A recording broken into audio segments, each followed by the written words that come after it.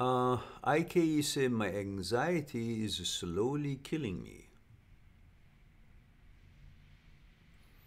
Lost her to depression and I'm haunting and I'm hurting bad. Ike, if you need some help, you need to talk to your doctor. As you all know, I'm not a doctor. I'm not a psychologist. My research is elaborate on what I have discussed here, which is movements of mind, thoughts, consciousness, fear, desire, and ego, order, mechanical process, pleasure, all these stuff that we've discussed it over the videos in this channel. However, I don't want to be any misunderstanding. So when I'm talking here, it's not any medical advice, it's not any diagnosis of any kind. It is just a discussion about a certain topic that two laymen and a medically uneducated man like me is just sharing his personal opinions and knowledge about it.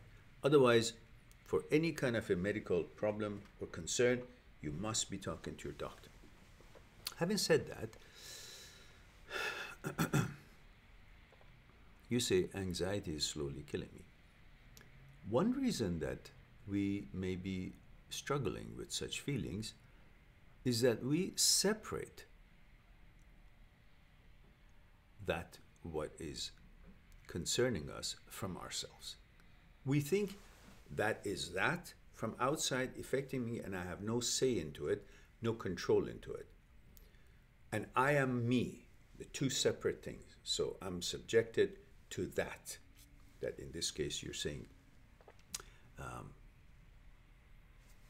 anxiety or fear. But in fact, I am fear. I am the anxiety. I have created it by my thoughts. Again, if it's something about chemical imbalance and all that, you should talk to your doctor and have them test your blood test and see if there's any chemical imbalance in there. That's a different story. This is not a medical diagnosis. This is just my opinion about personal understanding of what this is. So I am fear because I create the fear.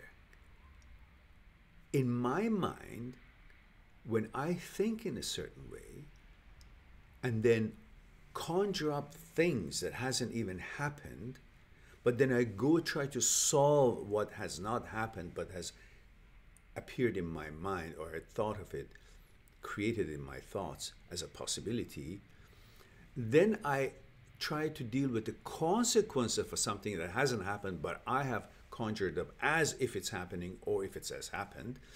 And I'm going to be dealing with the effects of it that it makes on my entity, a physical entity, mental entity, mental parts of my activities.